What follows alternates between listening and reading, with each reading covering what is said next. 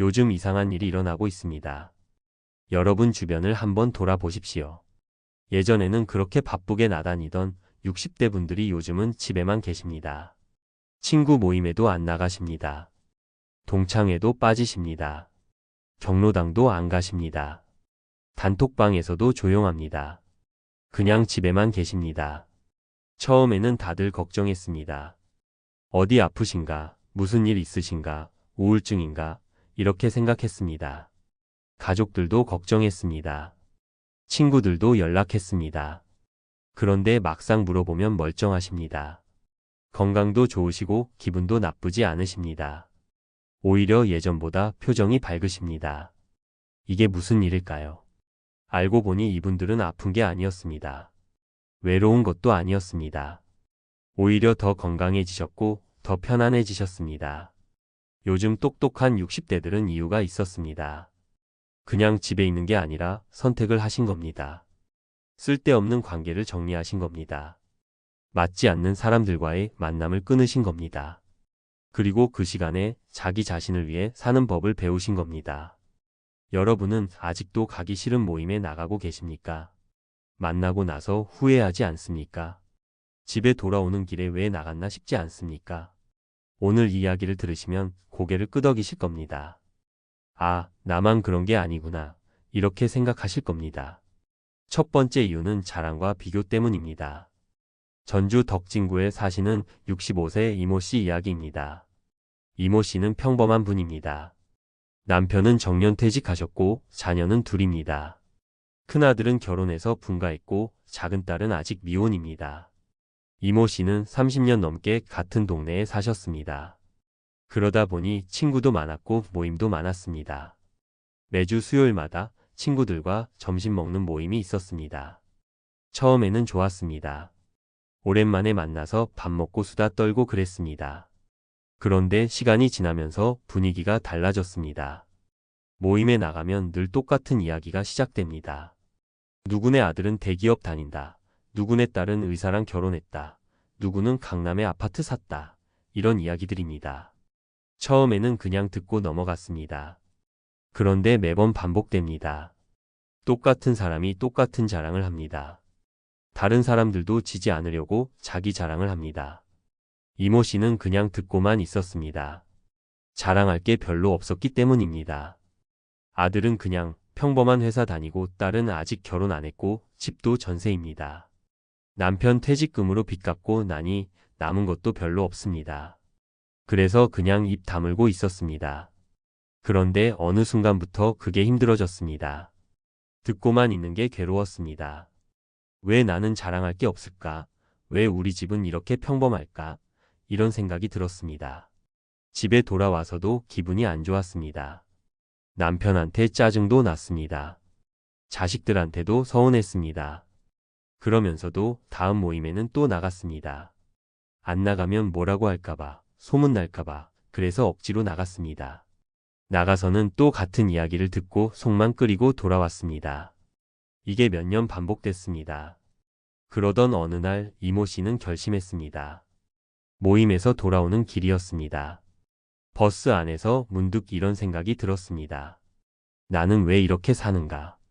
남의 자랑 들으러 나가서 기분 나빠지고 돈 쓰고 집에 와서 후회하고. 이게 친구 만나는 건가? 이게 좋은 시간인가? 그날 집에 와서 단톡방 알림을 껐습니다. 다음 모임도 빠졌습니다. 그 다음 모임도 안 나갔습니다. 처음에는 미안했습니다. 친구들이 섭섭하게 생각할까 봐 걱정도 됐습니다. 그런데 시간이 지나니 아무렇지 않았습니다. 오히려 마음이 편해졌습니다. 더 이상 남의 자랑을 들으며 내 인생을 초라하게 느끼지 않아도 됐습니다. 더 이상 비교하지 않아도 됐습니다. 이모 씨는 이제 이렇게 말합니다. 그건 친구가 아니었습니다. 그냥 서로 자랑하고 비교하는 자리였습니다. 진짜 친구는 내가 초라해도 괜찮은 사람입니다. 내가 가진 게 없어도 같이 웃을 수 있는 사람입니다. 그런 사람이 한 명이라도 있으면 그걸로 충분합니다. 여러분도 이런 경험 없으십니까? 모임에 나가면 늘 자랑 경쟁입니까? 듣고만 있으면 기분이 나쁩니까? 집에 와서 후회됩니까? 그렇다면 그 모임은 여러분한테 필요한 모임이 아닙니다. 두 번째 이유는 돈 때문입니다. 대구 수성구에 사시는 67세 박모 씨 이야기입니다. 박모 씨는 퇴직 후에 연금으로 살고 계십니다. 많지는 않지만 부부가 조촐하게 사는 데는 충분합니다. 그런데 모임 나가는 게 문제였습니다. 한 달에 몇 번씩 동창회가 있었습니다. 고등학교 동창회, 대학 동창회, 직장 동창회 이렇게 여러 개였습니다. 한 번 나가면 최소한 5만 원은 들었습니다. 식사비만 그게 아니었습니다. 2차로 카페 가면 또 돈 들고 3차로 노래방 가면 또 돈 들었습니다. 누가 생일이면 돈 걷고 누가 아프면 병문안비 걷고 이렇게 계속 돈이 나갔습니다. 박모 씨는 처음에는 그냥 냈습니다. 친구니까 옛날 정 때문에 이렇게 생각하며 냈습니다. 그런데 점점 부담이 됐습니다. 한 달에 모임비로 나가는 돈이 20만 원이 넘었습니다. 어떤 달은 30만 원까지 나갔습니다. 연금 받아서 생활비 쓰고 나면 남는 게 별로 없는데 모임비로 이렇게 나가니 저축도 못했습니다. 아끼고 싶어서 모임을 몇 번 빠졌습니다. 그러면 친구들이 연락 왔습니다. 왜 안 나오냐? 요즘 바쁘냐? 이렇게 물었습니다. 솔직히 돈이 부담된다고 말하고 싶었지만 차마 못했습니다. 쪽팔려서 가난해 보일까봐 그래서 그냥 바쁘다고 둘러댔습니다. 그러다가 어느 날 통장을 보게 됐습니다. 잔고가 생각보다 적었습니다. 이대로 가면 나중에 큰일 나겠다 싶었습니다. 노후 자금이 더 필요한데 모임비로 다 나가고 있었습니다. 그날 밤 박모 씨는 잠을 못 이뤘습니다. 친구도 중요하지만 내 노후도 중요하지 않은가. 지금 이렇게 돈 쓰면 나중에 자식한테 손 벌려야 하는 거 아닌가. 그런 생각을 하니 무서웠습니다. 다음 날부터 박모 씨는 모임을 정리하기 시작했습니다. 꼭 필요한 모임만 남기고 다 나가지 않았습니다. 처음에는 친구들이 섭섭해했습니다. 전화도 왔습니다. 그런데 박모 씨는 솔직하게 말했습니다. 미안하지만 요즘 경제적으로 여유가 없어서 모임을 줄이려고 합니다. 그렇게 말하니 오히려 마음이 편했습니다. 모임을 그만두고 나니 한 달에 20만 원 이상이 남았습니다. 그 돈으로 박모 씨는 적금을 들었습니다. 병원비도 미리 준비했습니다. 부인한테 맛있는 것도 사줬습니다. 그게 훨씬 더 의미 있었습니다. 박모 씨는 이제 이렇게 말합니다. 진짜 친구라면 내 형편을 이해해 줍니다. 돈 없다고 무시하지 않습니다. 만나려면 공원 벤치에서 만나도 됩니다. 커피 한 잔 안 마셔도 됩니다. 그냥 앉아서 이야기만 해도 좋은 게 친구입니다. 돈 들여야만 만날 수 있는 사이라면 그건 친구가 아닙니다. 여러분은 어떻습니까? 모임비가 부담되지 않습니까? 억지로 돈 내고 계시지 않습니까? 그 돈이면 여러분 자신을 위해 쓸 수 있지 않습니까? 세 번째 이유는 험담과 뒤대기 때문입니다. 인천 남동구에 사시는 63세 최모 씨 이야기입니다. 최모 씨는 같은 아파트 단지에 사는 분들과 친하게 지냈습니다. 일주일에 2번씩 만나서 차 마시고 수다 떨고 그랬습니다. 같은 동네 사니까 이야기할 것도 많았습니다. 처음에는 그냥 일상적인 이야기였습니다. 요즘 뭐하고 사는지, 자식들은 어떤지, 날씨가 어떤지 이런 이야기들이었습니다. 그런데 점점 분위기가 달라졌습니다. 누가 없으면 그 사람 이야기를 했습니다. 누구네 집은 돈이 없대, 누구네 아들은 백수래, 누구는 남편이랑 사이가 안 좋대 이런 이야기들이었습니다. 최모 씨는 처음에는 그냥 듣고만 있었습니다. 끼어들지도 않고 그냥 들었습니다. 그런데 어느 날 깨달았습니다. 내가 없을 때는 나 이야기를 하겠구나. 내 뒷담화도 하겠구나. 이렇게 생각하니 기분이 나빴습니다. 그리고 실제로 그런 일이 있었습니다. 우연히 다른 분한테 들었습니다. 최모 씨가 없을 때 최모 씨 이야기를 했다는 겁니다. 딸이 아직 결혼 안 했다고, 남편이 돈을 별로 못 번다고 그런 이야기를 했다는 겁니다. 최모 씨는 충격을 받았습니다. 같이 차 마시고 웃던 사람들이 뒤에서는 그런 이야기를 했다니. 믿었던 사람들이 그랬다니. 그날부터 최모 씨는 모임이 불편해졌습니다. 웃으면서 대화는 하지만 속으로는 경계했습니다. 이 사람들이 진짜 친구인가? 그냥 심심풀이로 만나는 건가? 이런 생각이 들었습니다. 그러다 보니 모임 자체가 스트레스였습니다. 가도 즐겁지 않았습니다. 오히려 피곤했습니다. 집에 와서도 계속 생각났습니다. 오늘 내가 한 말이 뒷담화 소재가 되는 건 아닐까? 조심해야겠다. 이런 생각을 하니 만나는 게 의미가 없었습니다. 그래서 최모 씨는 조용히 거리를 뒀습니다. 모임 횟수를 줄였습니다. 전화도 짧게 끊었습니다. 그렇게 자연스럽게 멀어졌습니다. 처음에는 외로웠습니다. 그래도 매주 만나던 사람들이었으니까요. 그런데 시간이 지나니 괜찮았습니다. 오히려 마음이 편했습니다. 더 이상 뒷담화 걱정 안 해도 됐습니다. 더 이상 남 눈치 안 봐도 됐습니다. 말 조심 안 해도 됐습니다. 최모 씨는 이제 이렇게 말합니다. 좋은 사람은 뒤에서 남 욕 안 합니다. 좋은 관계는 서로 험담 안 합니다. 만날 때만 웃고 돌아서면 험담하는 사이라면 그건 친구가 아닙니다. 그냥 시간 낭비입니다. 여러분 주변에도 그런 모임 있지 않습니까? 만나면 늘 누군가 욕하는 모임, 없는 사람 뒷담화하는 모임. 그런 자리에 계속 나가야 합니까?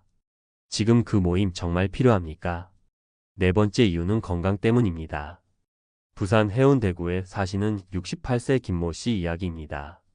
김모 씨는 당뇨가 있습니다. 혈압도 조금 높습니다. 그래서 의사 선생님이 규칙적인 생활을 하라고 했습니다. 일찍 자고 일찍 일어나고 식사도 시간 맞춰서 하고 운동도 꾸준히 하라고 했습니다. 김모 씨도 그러려고 했습니다. 그런데 친구들 모임이 문제였습니다. 친구들은 저녁 늦게 만나자고 했습니다. 저녁 7시, 8시에 만나서 식사하고 술도 마시고 늦게까지 놀았습니다. 김모 씨는 술을 못 마시는데 분위기상 조금씩 마셨습니다. 안주도 짜고 기름지고 건강에 안 좋은 것들이었습니다. 집에 돌아오면 밤 11시, 12시였습니다. 그렇게 놀고 나면 다음 날이 힘들었습니다. 아침에 일어나기 힘들었습니다. 몸이 무겁고 머리가 아팠습니다. 혈당도 올라갔습니다. 혈압도 높아졌습니다. 병원에 가면 의사 선생님이 뭐라고 했습니다. 건강관리 잘하라고, 술 줄이라고, 밤늦게 안 먹으라고 했습니다. 김모 씨도 알고 있었습니다. 그런데 친구들 만나면 또 그렇게 됐습니다. 거절을 못했습니다. 친구들이 서운해할까봐, 재미없는 사람으로 보일까봐, 그래서 억지로 나갔습니다. 나가서는 또 몸 망치고 왔습니다. 그러던 어느 날 김모 씨는 쓰러졌습니다. 친구들과 만나서 술 마시고 집에 오는 길에 어지러워서 쓰러졌습니다. 다행히 크게 다치지는 않았습니다. 병원에 가서 검사를 했습니다. 의사 선생님이 심각하게 말했습니다. 이러시면 안 됩니다. 건강이 더 나빠지면 큰일 납니다. 지금부터라도 제대로 관리하셔야 합니다. 그 말을 듣고 김모 씨는 정신이 번쩍 들었습니다. 이러다 진짜 큰일 나겠구나. 친구 만나려고 내 건강 망치는 게 맞나? 내가 죽으면 친구들이 책임져 주나? 그런 생각이 들었습니다. 병원에서 나오는 길에 김모 씨는 결심했습니다. 이제는 내 건강이 우선이다. 친구보다 내 몸이 먼저다. 그날부터 김모 씨는 저녁 모임을 다 거절했습니다. 친구들이 서운해하든 말든 신경 안 썼습니다. 대신 낮에 가볍게 산책하면서 만나자고 했습니다. 술 마시는 자리는 안 나갔습니다. 늦은 저녁 식사도 안 했습니다. 그렇게 몇 달을 보냈습니다. 건강이 좋아졌습니다. 혈당도 안정됐습니다. 혈압도 정상으로 돌아왔습니다. 아침에 일어나는 게 한결 가벼웠습니다. 몸이 편하니 마음도 편했습니다. 김모 씨는 이제 이렇게 말합니다. 건강 잃으면 끝입니다.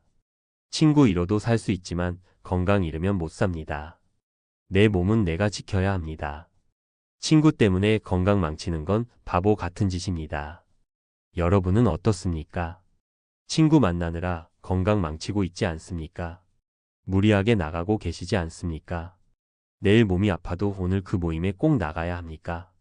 다섯 번째 이유는 혼자가 더 편하고 자유롭기 때문입니다. 수원 팔달구에 사시는 66세 정모 씨 이야기입니다. 정모 씨는 평생 사람들과 어울려 살았습니다. 직장 다닐 때도 회식 많이 했고 퇴직 후에도 모임 열심히 나갔습니다. 사람 만나는 게 좋았습니다. 그게 인생의 재미였습니다. 그런데 어느 순간부터 피곤해졌습니다. 사람 만나면 신경 쓸 게 너무 많았습니다. 옷도 신경 써야 하고 말도 조심해야 하고 표정도 관리해야 했습니다. 기분 안 좋아도 웃어야 했습니다. 하기 싫은 이야기도 들어줘야 했습니다. 가고 싶지 않은 곳도 따라가야 했습니다. 그게 다 스트레스였습니다. 어느 날 정모 씨는 아팠습니다. 감기 걸려서 모임을 못 나갔습니다. 집에서 혼자 쉬었습니다. 그런데 그게 너무 편했습니다. 아무 신경 안 써도 됐습니다. 누구 눈치도 안 봐도 됐습니다. 보고 싶은 것 보고 먹고 싶은 것 먹고 자고 싶을 때 잤습니다. 아무도 간섭하지 않았습니다. 아무한테도 설명 안 해도 됐습니다. 정모 씨는 깨달았습니다. 아, 이게 진짜 편한 거구나. 이게 자유구나. 그동안 내가 얼마나 불편하게 살았나. 감기가 나았지만 정모 씨는 모임에 바로 안 나갔습니다. 조금 더 혼자 있고 싶었습니다. 한 주를 더 쉬었습니다. 그 다음 주도 쉬었습니다. 그렇게 한 달을 혼자 보냈습니다. 친구들이 연락 왔습니다. 언제 나오냐고 괜찮으냐고 물었습니다. 정모 씨는 솔직하게 말했습니다. 요즘은 혼자 있는 게 더 편해서 당분간 나가지 않으려고 합니다. 친구들은 이상하게 생각했습니다. 무슨 일 있냐고 우울한 거 아니냐고 물었습니다. 정모 씨는 웃으며 대답했습니다. 아무 일 없습니다. 그냥 혼자 있는 게 좋습니다. 친구들은 이해를 못했습니다. 그래도 정모 씨는 신경 안 썼습니다. 이제는 남이 뭐라고 하든 상관없었습니다. 정모 씨는 혼자만의 시간을 즐겼습니다. 아침에 일어나서 커피 한 잔 마시고 산책했습니다. 도서관 가서 책도 읽었습니다. 유튜브로 좋아하는 영상도 봤습니다. 낮잠도 실컷 잤습니다. 저녁에는 좋아하는 드라마 봤습니다. 그렇게 몇 달을 보냈습니다. 외롭지 않았습니다. 오히려 행복했습니다. 정모 씨는 이제 이렇게 말합니다. 편한 게 제일 좋은 겁니다. 나이 들면 편하게 사는 게 최고입니다. 굳이 불편한 관계 유지할 필요 없습니다. 혼자 있는 게 외로운 게 아닙니다. 불편한 사람들과 있는 게 더 외로운 겁니다. 나는 지금 누구보다 자유롭고 행복합니다. 여러분은 어떻습니까? 혼자 있는 게 불안하십니까? 사람 만나야 한다는 강박이 있으십니까? 한번 생각해 보십시오. 정말 그 사람들과 만나는 게 즐거우십니까? 아니면 그냥 습관적으로 만나는 겁니까? 지금까지 5가지 이유를 말씀드렸습니다. 자랑과 비교 때문에, 돈 때문에, 험담과 뒤재기 때문에, 건강 때문에, 혼자가 더 편하기 때문에. 요즘 똑똑한 60대들은 이런 이유로 관계를 정리하고 있습니다. 겉으로 보면 외로워 보입니다. 집에만 있으니까 문제 있어 보입니다. 그런데 실제로는 전혀 그렇지 않습니다. 오히려 더 건강하고 더 행복합니다. 스트레스가 줄었습니다. 돈도 아낍니다. 시간도 생겼습니다. 자유를 되찾았습니다. 무엇보다 자존감이 올라갔습니다. 더 이상 남과 비교 안 합니다. 더 이상 남의 눈치 안 봅니다. 자기 인생을 자기답게 살고 있습니다. 많은 사람들이 착각합니다. 친구가 많아야 행복하다고 생각합니다. 사람을 많이 만나야 외롭지 않다고 생각합니다. 그런데 그게 아닙니다. 친구가 100명이어도 외로울 수 있습니다. 매일 사람 만나도 공허할 수 있습니다. 진짜 외로움은 혼자 있을 때 느끼는 게 아닙니다. 맞지 않는 사람들과 억지로 웃을 때 느끼는 겁니다. 내 이야기를 못하고 남의 이야기만 들을 때 느끼는 겁니다. 진심을 나누지 못하고 거칠에만 할 때 느끼는 겁니다. 그게 진짜 외로움입니다. 요즘 똑똑한 60대들은 이걸 알고 있습니다. 그래서 과감하게 정리합니다. 쓸데없는 관계를 끊습니다. 맞지 않는 사람과는 안 만납니다. 그 대신 진짜 소중한 사람에게 집중합니다. 한두 명이어도 괜찮습니다. 진심으로 대화할 수 있는 사람, 있는 그대로 편한 사람, 그런 사람 한 명이면 충분합니다. 그런 사람조차 없다면 혼자 있는 게 낫습니다. 억지로 관계 유지하느라 스트레스 받는 것보다 혼자 편하게 사는 게 훨씬 낫습니다. 60대의 시간은 소중합니다. 남은 시간이 무한하지 않습니다. 건강도 언제까지 좋을지 모릅니다. 그런데 그 소중한 시간을 쓸데없는 사람들한테 낭비하고 있습니까? 가기 싫은 모임에 억지로 나가고 있습니까? 듣기 싫은 이야기를 참고 듣고 있습니까? 하기 싫은 일을 하고 있습니까? 그게 정말 의미 있습니까? 그게 정말 행복입니까? 한번 생각해 보십시오. 진지하게 생각해 보십시오. 물론 선택은 여러분 몫입니다. 계속 그렇게 사셔도 됩니다. 친구 관계 유지하고 모임 나가고 사람들 만나고 그렇게 사셔도 됩니다. 그게 여러분한테 진짜 좋은 거라면 계속 하십시오. 그런데 만약 힘들다면, 만약 불편하다면, 만약 억지로 하고 있다면 이제는 멈추셔도 됩니다. 그만두셔도 됩니다. 정리하셔도 됩니다. 아무도 뭐라고 하지 않습니다. 여러분 인생입니다. 여러분이 선택하는 겁니다. 요즘 똑똑한 60대들은 자기 인생을 자기가 선택합니다. 남의 눈치 보지 않습니다. 남의 기준에 맞추지 않습니다. 자기가 편한 방식으로 삽니다. 자기가 행복한 방식으로 삽니다. 그게 똑똑한 겁니다. 그게 현명한 겁니다. 그게 자기 인생을 제대로 사는 겁니다. 여러분도 그렇게 사시면 됩니다. 누가 뭐라고 하든 신경 쓰지 마십시오. 이기적이라고 하든 외롭다고 하든 문제 있다고 하든 그냥 무시하십시오. 여러분은 여러분답게 사시면 됩니다. 마지막으로 질문 하나 드리겠습니다. 여러분은 앞으로 누구와 시간을 쓰시겠습니까? 진짜 소중한 사람과 쓰시겠습니까? 아니면 그냥 습관적으로 만나던 사람들과 계속 쓰시겠습니까? 여러분 남은 인생은 누구 눈치 보며 살겠습니까? 남을 위해 사시겠습니까? 아니면 여러분 자신을 위해 사시겠습니까? 선택은 여러분 몫입니다. 그런데 기억하십시오. 지금 이 순간도 시간은 흐르고 있습니다. 나중에 후회하지 마십시오. 지금 결정하십시오. 지금 선택하십시오. 여러분 인생은 여러분 것입니다. 아버지의 장례를 치르고 나서 형제들은 처음으로 한자리에 모였습니다. 40년을 살아온 집을 정리하고 남은 재산을 나누고 어머니를 모실 방법을 논의하기 위해서였습니다. 그 자리에서 당신은 이상한 감각을 느꼈을 것입니다. 어색함. 같은 밥상에서 자라고 같은 방을 쓰고 같은 부모 밑에서 수십 년을 함께 보낸 사람들입니다. 그런데 왜 이렇게 낯설까요? 왜 말 한마디 꺼내기가 조심스러울까요? 왜 서로의 눈을 똑바로 보지 못할까요? 핏줄이라는 단어는 강력합니다. 우리는 그 단어에 너무 많은 것을 기대합니다. 형제라면 당연히 서로를 이해할 것이라고, 어려울 때 도울 것이라고, 늙어서도 함께할 것이라고 믿습니다. 그러나 현실은 다릅니다. 부모님이 돌아가시고 나면 형제들은 점점 연락이 뜸해집니다. 명절에 잠깐 얼굴을 보고 급한 일이 있을 때만 전화합니다. 서로의 삶을 궁금해하지 않습니다. 자녀 이름도 헷갈립니다. 어디 사는지 무슨 일을 하는지 정확히 모릅니다. 이것은 당신만의 문제가 아닙니다. 쇼펜하우어는 고슴도치 비유를 들었습니다.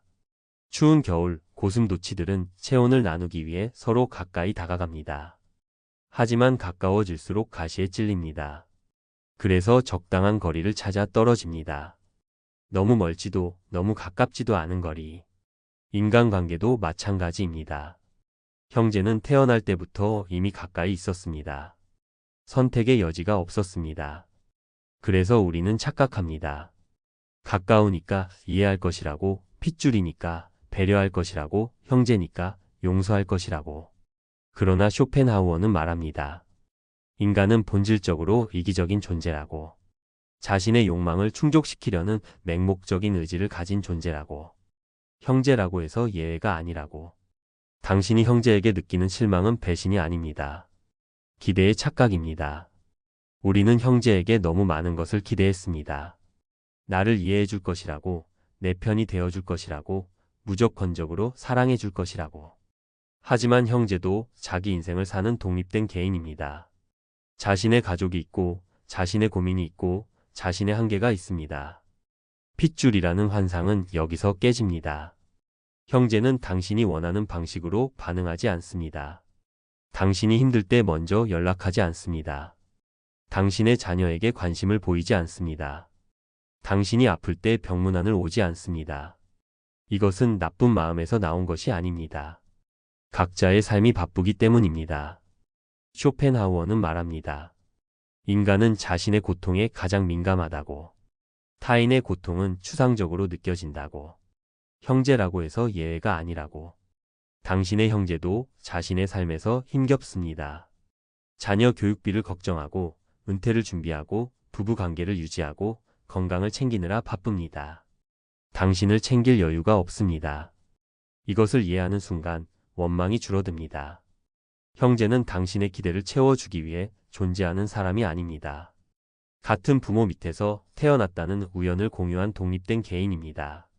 그 이상도 그 이하도 아닙니다. 기대를 내려놓으십시오. 그러면 실망도 줄어듭니다. 아버지가 남긴 재산은 생각보다 적었습니다. 집 한 채와 약간의 예금. 그것을 형제들이 나눠야 했습니다. 그 순간 이상한 일이 벌어집니다. 평생 돈 이야기를 하지 않았던 형제들이 갑자기 계산기를 꺼냅니다.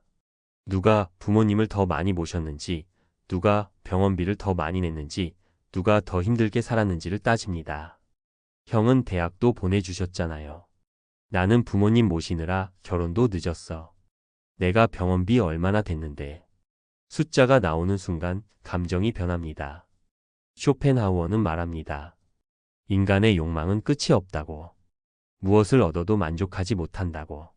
더 많이 가지려는 의지는 본능이라고. 유산 문제는 형제 관계의 시험대입니다.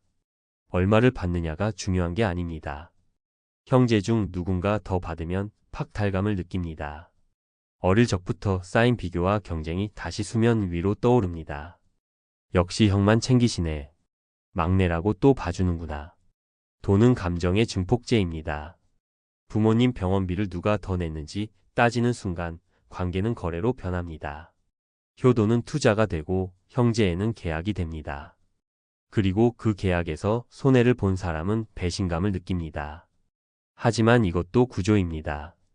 부모님이 살아계실 때는 형제들이 각자 자기 방식으로 효도했습니다. 누군가는 자주 찾아갔고, 누군가는 돈으로 도왔고, 누군가는 전화로 안부를 물었습니다. 그때는 비교하지 않았습니다. 각자의 사정이 다르다는 걸 알았으니까요. 그런데 유산 앞에서는 모든 것이 숫자로 환산됩니다. 나는 10년 동안 매달 50만 원씩 보냈어. 나는 3년 동안 같이 살면서 모셨어. 누가 더 많이 희생했는지 계산하기 시작합니다. 그리고 그 계산은 항상 불공정하게 느껴집니다. 왜냐하면 각자 자신이 더 많이 했다고 생각하기 때문입니다. 쇼펜하우어는 말합니다. 인간은 자신의 고통을 과대평가한다고. 자신이 겪은 어려움은 크게 느껴지고 타인이 겪은 어려움은 작게 느껴진다고. 당신의 형제도 마찬가지입니다. 그들도 자신이 더 힘들었다고 생각합니다. 자신이 더 많이 희생했다고 믿습니다. 그래서 똑같이 나눠도 불공평하다고 느낍니다. 이것은 나쁜 마음이 아닙니다. 인간의 본성입니다. 돈 문제가 형제를 갈라놓는 이유는 탐욕 때문이 아닙니다.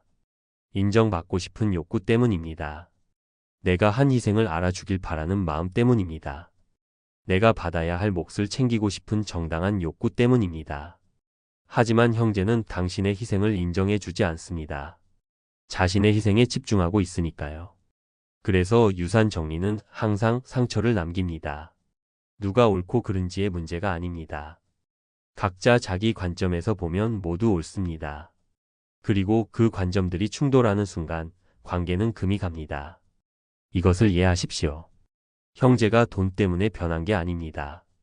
원래 각자의 이익을 챙기는 독립된 개인이었습니다. 다만 부모님이라는 중심이 있을 때는 그것이 드러나지 않았을 뿐입니다. 부모님이 돌아가시면 그 중심이 사라집니다. 그리고 각자의 본성이 드러납니다. 이것은 배신이 아닙니다. 자연스러운 과정입니다. 어릴 적 당신은 형제와 끊임없이 비교당했습니다. 형은 공부 잘하는데 너는 왜 그러니?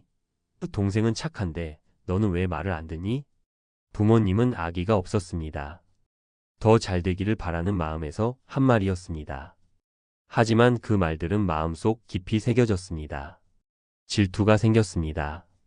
형이 칭찬받으면 당신은 초라해졌습니다. 동생이 사랑받으면 당신은 소외감을 느꼈습니다. 같은 부모 밑에서 자랐는데 대우가 달랐습니다. 형만 대학 보내줬잖아. 막내만 용돈 더 주시더라. 어쩌면 사실이 아닐 수도 있습니다. 기억은 감정에 의해 왜곡됩니다. 하지만 당신의 마음속에서는 진실입니다. 그리고 그 진실은 평생 따라다닙니다. 쇼펜하우어는 말합니다. 질투는 타인의 행복을 보면서 느끼는 고통이라고. 인간은 타인과 자신을 비교하면서 불행해진다고. 형제 관계는 태생적으로 비교의 관계입니다. 같은 조건에서 출발했기 때문에 더 민감하게 차이를 느낍니다. 친구는 다른 집안에서 자랐으니 비교가 덜합니다. 하지만 형제는 같은 밥을 먹고 자랐는데 결과가 다릅니다. 형은 좋은 직장 다니는데 나는 왜 이 모양일까? 동생은 결혼 잘했는데 나는 왜 이렇게 힘들까? 이 비교는 평생 이어집니다. 나이가 들어도 마찬가지입니다. 형제 중 누가 더 성공했는지, 누가 더 행복한지, 누가 더 자녀를 잘 키웠는지 비교합니다. 그리고 뒤처진 사람은 자존감이 상합니다. 쇼펜하우어는 말합니다. 인간의 불행은 욕망의 좌절에서 온다고. 우리는 타인이 가진 것을 보면서 자신에게 없는 것을 의식한다고. 형제는 가장 가까운 비교 대상입니다. 그래서 형제의 성공이 기쁘지 않습니다. 오히려 상처가 됩니다. 내가 못한 것을 형제가 이뤘을 때 축하보다 시샘이 먼저 듭니다. 이것은 나쁜 마음이 아닙니다. 인간의 본능입니다. 우리는 형제를 사랑하면서도 질투합니다. 잘 되기를 바라면서도 앞서가는 모습을 보기 힘들어합니다. 이중적인 감정입니다. 그리고 이 이중성이 관계를 복잡하게 만듭니다. 어릴 적 비교의 상처는 쉽게 치유되지 않습니다. 부모님은 항상 형만 편드셨어. 나는 항상 뒷전이었어. 그 감정은 무의식에 남아서 성인이 되어서도 반응합니다. 형제가 잘 될 때마다 어릴 적 소외감이 되살아납니다. 형제가 인정받을 때마다 나는 왜 안 되는지 자책합니다. 이것을 인정하십시오. 당신이 형제를 질투하는 것은 당신이 나쁜 사람이어서가 아닙니다. 오랜 시간 쌓인 비교와 경쟁의 결과입니다. 그리고 그것은 자연스러운 감정입니다. 형제도 당신을 질투합니다. 당신이 가진 것을 부러워합니다. 각자 자신이 부족하다고 느끼고 형제는 더 많이 받았다고 생각합니다. 이 감정은 공평하게 분배됩니다. 질투를 인정하는 순간 죄책감이 줄어듭니다. 형제를 질투하는 게 나쁜 게 아닙니다. 그 질투를 억압하고 사랑인 척하는 게 더 고통스럽습니다. 감정을 있는 그대로 인정하십시오. 나는 형이 부럽다. 나는 동생이 잘 되는 게 배가 아프다. 이 솔직함이 오히려 마음을 편하게 합니다. 형제를 사랑해야 한다는 강박에서 벗어나십시오. 질투할 수 있습니다. 부러워할 수 있습니다. 그것이 인간입니다. 나이가 들수록 형제와의 연락은 줄어듭니다. 처음에는 일주일에 한 번 통화하다가 한 달에 한 번이 되고 나중에는 명절에만 얼굴을 봅니다. 그것도 부모님 때문입니다. 부모님이 돌아가시면 연락할 이유가 사라집니다. 이것은 나쁜 일일까요? 쇼펜하우어는 말합니다. 인간은 고독을 견디는 법을 배워야 한다고. 타인과의 관계는 항상 마찰을 만든다고. 적당한 거리가 평온을 가져온다고. 형제와 멀어지는 것은 자연스러운 일입니다. 젊을 때는 부모님이라는 중심축이 있었습니다. 명절에 모이고 가족 행사에 참석하고 부모님 생신을 챙기면서 형제들이 자연스럽게 만났습니다. 하지만 부모님이 돌아가시면 그 중심이 사라집니다. 각자 자기 가족을 중심으로 삽니다. 배우자와 자녀가 우선입니다. 형제는 주변으로 밀려납니다. 이것은 당연한 일입니다. 당신도 마찬가지입니다. 형제보다 자녀가 더 중요합니다. 형제의 안부보다 자신의 건강이 더 신경 쓰입니다. 형제의 고민보다 자신의 노후 준비가 더 급합니다. 쇼펜하우어는 말합니다. 인간은 자신의 이익을 최우선으로 한다고. 그것이 본능이라고. 형제라고 예외가 아니라고. 거리가 생기는 이유는 무관심이 아닙니다. 각자의 삶이 바쁘기 때문입니다.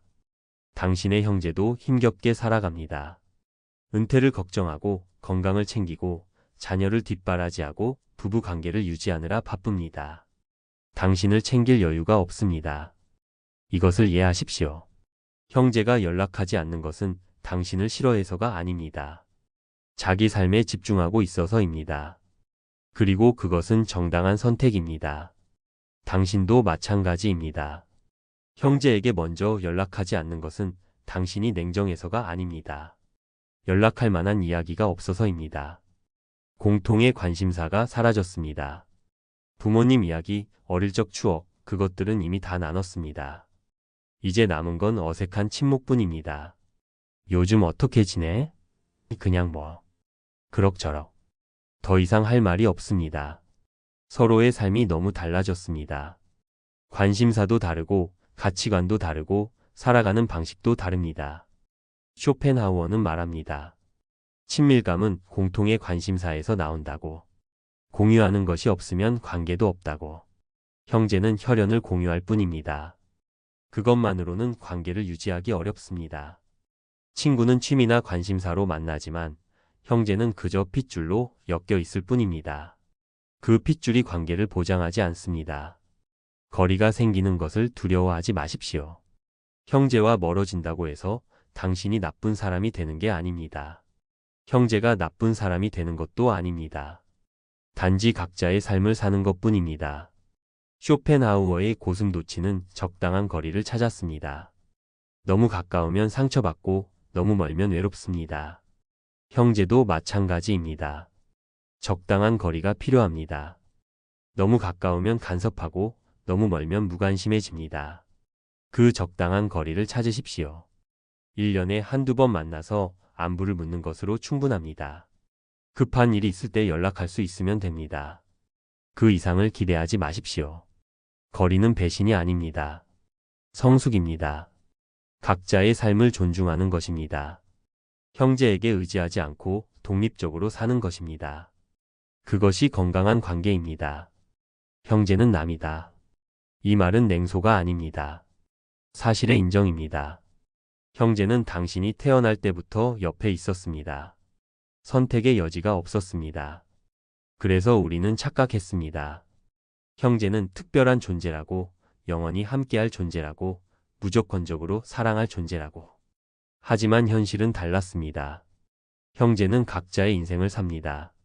각자의 가족을 꾸리고, 각자의 목표를 추구하고, 각자의 고통을 감당합니다. 당신은 그 삶의 주인공이 아닙니다.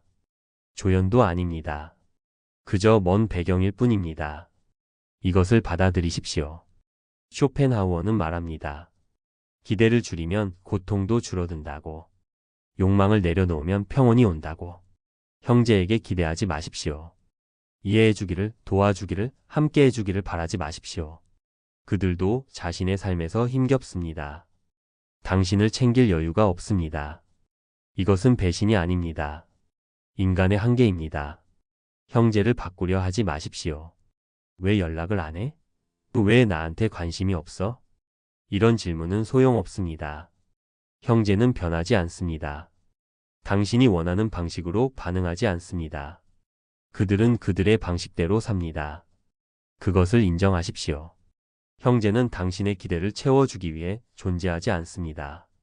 당신의 외로움을 해소해주기 위해 존재하지 않습니다. 그들은 독립된 개인입니다. 이 인정이 자유를 가져옵니다. 형제에게 실망할 필요가 없습니다. 애초에 기대하지 않았으니까요. 형제와 다투지 않아도 됩니다. 바꿀 수 없다는 걸 아니까요. 형제에게 죄책감을 느끼지 않아도 됩니다. 각자의 삶을 사는 게 당연하니까요. 형제는 남이다. 이 말은 체념이 아닙니다. 독립의 선언입니다. 더 이상 형제에게 기대지 않겠다는 선언입니다. 더 이상 형제의 인정을 바라지 않겠다는 선언입니다. 더 이상 핏줄이라는 환상에 기대지 않겠다는 선언입니다. 쇼펜하우어는 말합니다. 진정한 자유는 욕망으로부터의 해방이라고. 타인에게 의존하지 않을 때 평온이 온다고. 형제로부터 독립하십시오. 감정적으로 독립하십시오.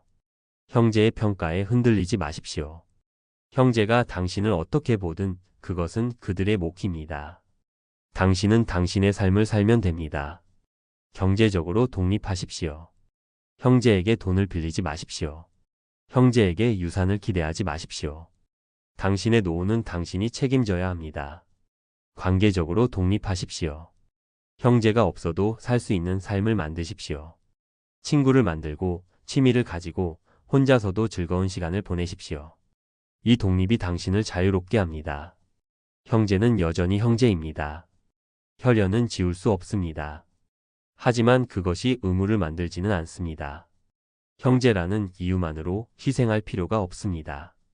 형제라는 이유만으로 참을 필요가 없습니다. 적당한 거리를 유지하십시오. 1년에 한두 번 만나서 안부를 묻는 것으로 충분합니다. 크고 작은 가족 행사에 참석하는 것으로 충분합니다. 그 이상을 강요하지 마십시오. 쇼펜하우어는 말합니다. 인간관계는 거래라고. 주고받는 것이 균형을 이룰 때 관계가 유지된다고. 형제 관계도 마찬가지입니다. 당신이 일방적으로 주지 마십시오. 형제가 일방적으로 받기를 기대하지 마십시오. 공평한 교환이 이루어질 때만 관계를 유지하십시오. 그것이 건강한 경계입니다. 형제에게 연민을 가지십시오. 그들도 힘겹게 살아갑니다. 그들도 외롭습니다. 그들도 형제에게 기대했다가 실망했을 것입니다. 그들도 당신처럼 고독합니다. 이 연민이 원망을 줄여줍니다. 형제를 미워하지 마십시오. 그들은 나쁜 사람이 아닙니다. 단지 자신의 삶을 사는 사람들입니다. 당신처럼 한계가 있는 사람들입니다. 용서하십시오. 형제가 당신을 챙기지 않았던 것을, 당신의 고통을 이해하지 못했던 것을, 당신의 기대에 부응하지 못했던 것을 용서하십시오. 그들도 최선을 다했습니다. 그들의 방식대로. 그리고 당신 자신도 용서하십시오. 형제를 챙기지 못한 것을, 형제의 고통을 외면한 것을, 형제에게 충분히 사랑을 주지 못한 것을 용서하십시오. 당신도 최선을 다했습니다. 당신의 방식대로. 쇼펜하우어는 말합니다. 인간은 불완전한 존재라고. 완벽을 기대하면 실망만 남는다고. 있는 그대로를 받아들일 때 평온이 온다고. 형제를 있는 그대로 받아들이십시오. 변하기를 기대하지 마십시오. 당신이 원하는 모습이 되기를 바라지 마십시오. 그들은 그들입니다. 그것으로 충분합니다. 그리고 당신 자신도 있는 그대로 받아들이십시오. 완벽한 형제가 되려 하지 마십시오.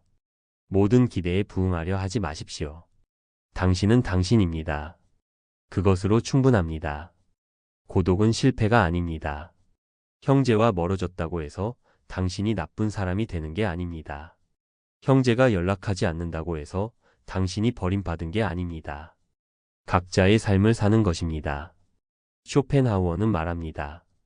고독을 견디는 자만이 진정한 자유를 얻는다고. 타인에게 의존하지 않을 때 평온이 온다고. 형제는 남입니다. 이 사실을 받아들일 때 비로소 평온이 찾아옵니다. 더 이상 기대하지 않으니 실망도 없습니다. 더 이상 바라지 않으니 원망도 없습니다. 거리를 인정하십시오. 그 거리 속에서 각자의 삶을 존중하십시오. 그 거리 속에서 적당한 관계를 유지하십시오. 그 거리 속에서 평온을 찾으십시오. 형제는 남입니다. 그리고 그것으로 충분합니다. 준비하지 않으면 이렇게 됩니다. 이건 경고가 아닙니다. 이미 일어난 일입니다. 1958년생 김영수. 그는 62세에 퇴직했습니다. 퇴직금 8천만 원. 국민연금 월 80만 원. 30년을 한 회사에서 성실하게 일했습니다. 가족을 위해 모든 것을 희생했습니다. 그는 자신의 인생이 괜찮다고 믿었습니다. 하지만 67세가 되던 해, 그는 원룸 반지하에서 혼자 라면을 끓이고 있었습니다. 이 이야기는 그가 어떻게 거기까지 갔는지에 대한 기록입니다. 그리고 그가 어떻게 다시 일어섰는지에 대한 증언입니다. 퇴직하던 날 김영수는 꽃다발을 받았습니다. 사진을 찍었습니다. 후배들이 박수를 쳤습니다. 그는 웃었습니다. 그런데 이상했습니다. 그 웃음이 자신의 것 같지 않았습니다. 집에 돌아온 그날 밤 아내가 차린 저녁상 앞에서 그는 생각했습니다. 이제 뭘 해야 하지? 30년 동안 매일 아침 7시에 일어나 회사로 향했던 그에게 갈 곳이 없다는 건 낯선 공포였습니다. 첫 달은 괜찮았습니다. 여행을 갔습니다. 아내와 제주도에 다녀왔습니다. 사진을 찍어 SNS에 올렸습니다. 친구들이 부럽다고 댓글을 달았습니다. 그는 만족했습니다. 하지만 두 번째 달부터 균열이 시작됐습니다. 집에만 있으니 할 일이 없었습니다. TV를 켰습니다. 낮 드라마를 봤습니다. 처음엔 신기했습니다. 이런 프로그램이 있었구나. 하지만 곧 지루했습니다. 세 번째 달 아내의 한마디가 떨어졌습니다. 당신 매일 집에만 있지 말고 뭐라도 해요. 그는 화가 났습니다. 30년을 일했는데 이제 좀 쉬겠다는데 왜 그러냐고. 아내는 더 이상 말하지 않았습니다. 하지만 그 침묵이 더 무거웠습니다. 네 번째 달 동창 모임에 나갔습니다. 친구들은 모두 뭔가를 하고 있었습니다. 작은 카페를 운영하거나 등산 모임을 만들거나 손자 육아를 돕고 있었습니다. 한 친구가 물었습니다. 영수야, 넌 뭐 해? 그는 대답하지 못했습니다. 법정 스님은 말씀하셨습니다. 비워야 채워진다고. 하지만 김영수가 겪은 건 비움이 아니었습니다. 비워짐이었습니다. 비움은 선택이지만 비워짐은 상실입니다. 퇴직금 8천만 원. 김영수는 그 돈을 통장에 넣어두고 매일 확인했습니다. 숫자를 보면 안심이 됐습니다. 30년 일한 대가 이 돈이면 괜찮다고 생각했습니다. 첫 해가 지났을 때 통장 잔액은 7,200만 원이었습니다. 생활비, 아내 용돈, 경조사비, 병원비, 보험료. 의외로 나가는 돈이 많았습니다. 벌지 않으면 줄어드는 게 당연한데 왜 놀라웠을까요? 그는 막연히 생각했습니다. 연금이 있으니까 괜찮다고. 국민연금 월 80만 원. 하지만 현실은 달랐습니다. 건강보험료, 관리비, 통신비, 아내 용돈만 해도 100만 원이 넘었습니다. 매달 퇴직금을 깨먹고 있었습니다. 두 번째 해 아들이 전화했습니다. 아이 학원비가 부족하다고 했습니다. 한 달에 50만 원씩 6개월만 도와달라고 했습니다. 김영수는 망설이지 않았습니다. 300만 원을 보냈습니다. 아들을 위해서라면 당연한 일이었습니다. 세 번째 해 아내가 아팠습니다.